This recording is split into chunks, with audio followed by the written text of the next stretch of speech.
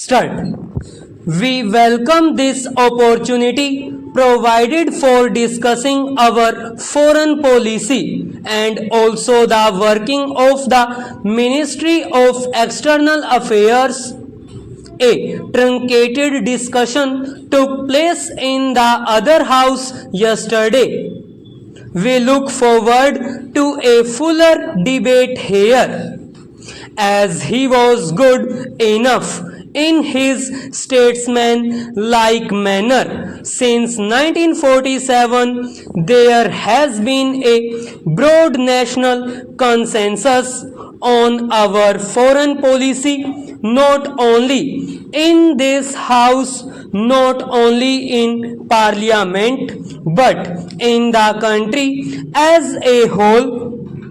This does not mean that we have been following a static or an inactive foreign policy, because unless any foreign policy establishment keeps itself abreast of the dynamics of international life, the ever-changing dynamics of international life, and objectively analyze them, it is likely to fall behind times and will not be able to meet the challenges of the present day world.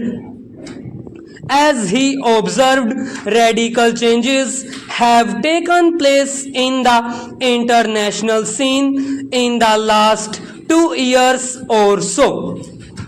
If we were to look at the world as it was in, say, 1985 or 1986, we would find that all the tensions, regional conflicts, failure of disarmament talks had become a permanent feature of international life, and certain positions adopted by the superpowers and by other countries had become almost frozen.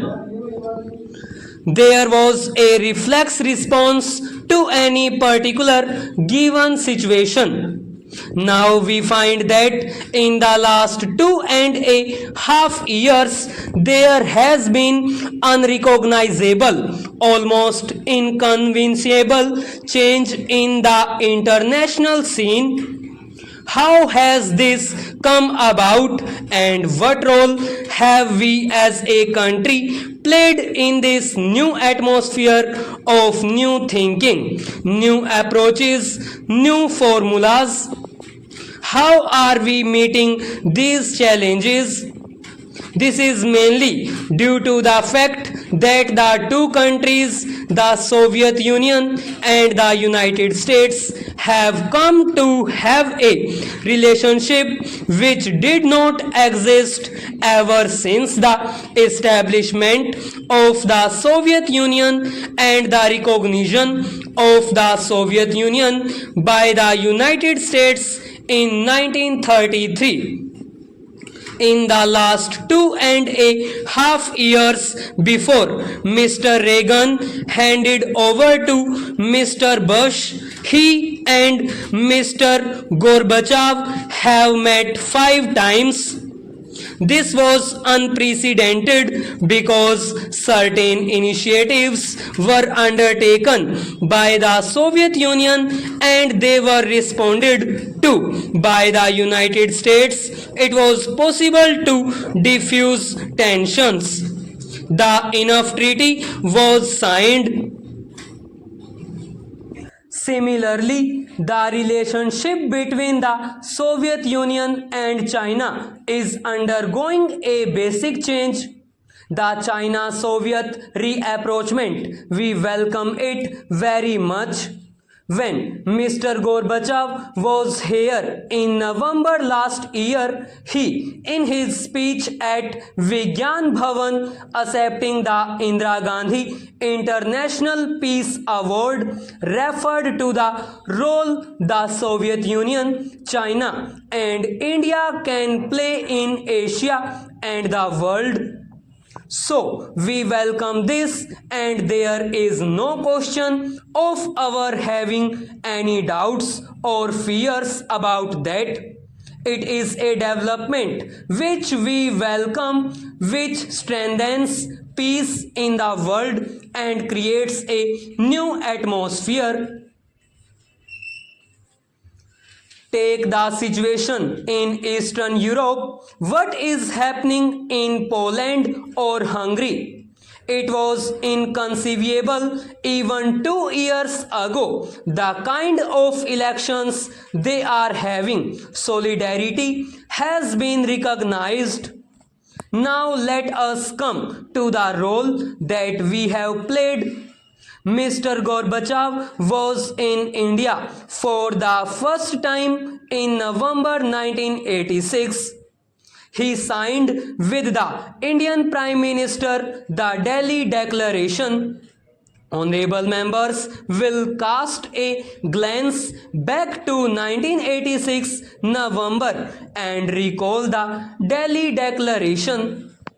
It says, I think, in paragraph 5 that the two countries will work for the establishment of nuclear weapon free world and that non-violence will be the basis of our life. Mr. Gorbachev again referred to the Delhi Declaration in his famous and historic speech at the United Nations on the 7th December last year. Now we see that this language of the Delhi Declaration has become international legal tender and that Mr. Gorbachev elected to sign the declaration with the Prime Minister of India is not insignificant. Therefore, we have not from today or yesterday, but for the last 42 years been trying to impress upon the world that the world should get rid of nuclear weapons and that non-violence should be the way of life.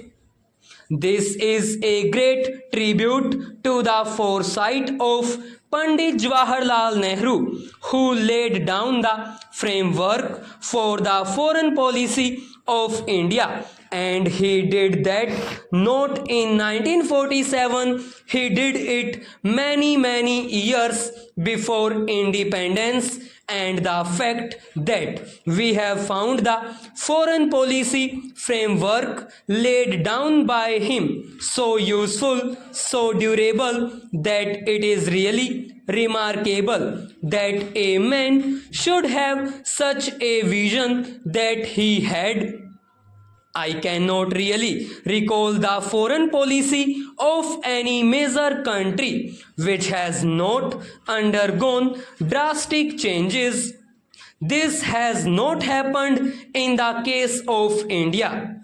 That shows the correctness of the foreign policy of India that has the support of the Parliament and people of India.